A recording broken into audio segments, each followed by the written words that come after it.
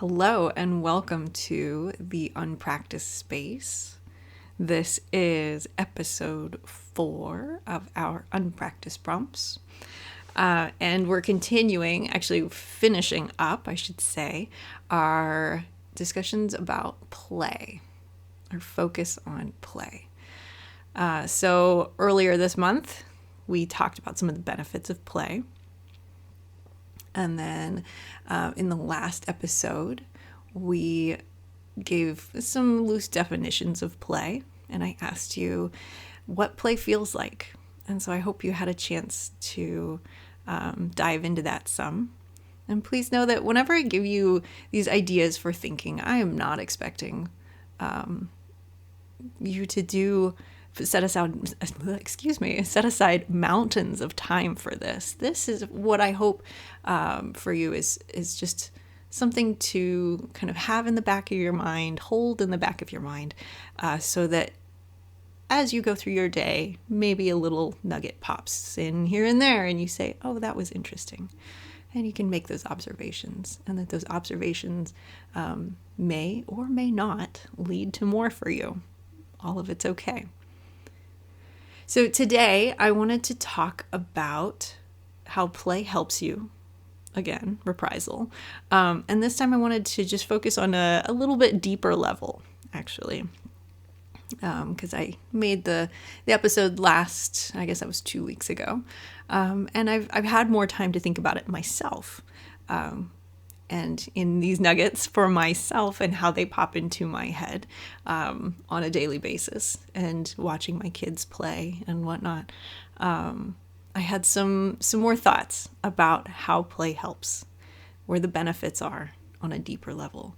And I think that this is actually really important for classical musicians because the culture is so anti-play, for lack of a better way to say it.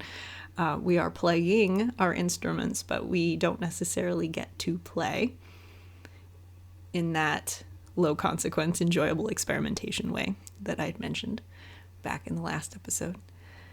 So from before, I talked about how play can help you unlock more creativity. So that enjoyable experimentation, right, allows you to be a little more free in how you look at problems, how you test limits, push boundaries, all that stuff. So there's an expansion of freedom and creativity. From that, you can also ease some stress. And so play feels good because it's allowing you to blow off some steam. And, frankly, if you're focusing on the low consequence portion, of all of it, that helps ease some stress too, because if you are constantly under the stress of thinking everything is high consequence, then, that's really fucking stressful. So then there's also the last point that I had made was that it helps build relationships, and that can happen when you're playing with other people. And then that can also help understand yourself better so that you bring a truer version of yourself into the relationships you have with others, regardless of whether you're playing with them or not, just understanding yourself better. So to dive in a little bit to these deeper benefits of play, I think that some of them may seem obvious, actually, and that's okay, because sometimes the most obvious things are actually the hardest to see. So the first, and these actually kind of flow into each other nicely, I think. The first is that through play and through this low consequence, enjoyable experimentation, we learn better to observe. And so through observation, we can ask ourselves, what happens next? What can we do next? What's available to do next in that exploring options, testing limits, pushing boundaries kind of way? And again, that unlocks more creativity. And through that observation, because remember, it's low consequence, we actually learn better to self-correct. And self-correction is not something that is taught or demonstrated well in the classical music culture. And so the self-correction, it gives you space to observe mistakes safely and make appropriate adjustments. Being able to self-correct is so much more important than being able to listen to somebody and hear what they're saying you need to do better.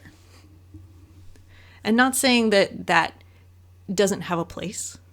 Being able to take someone's feedback and apply it is really important.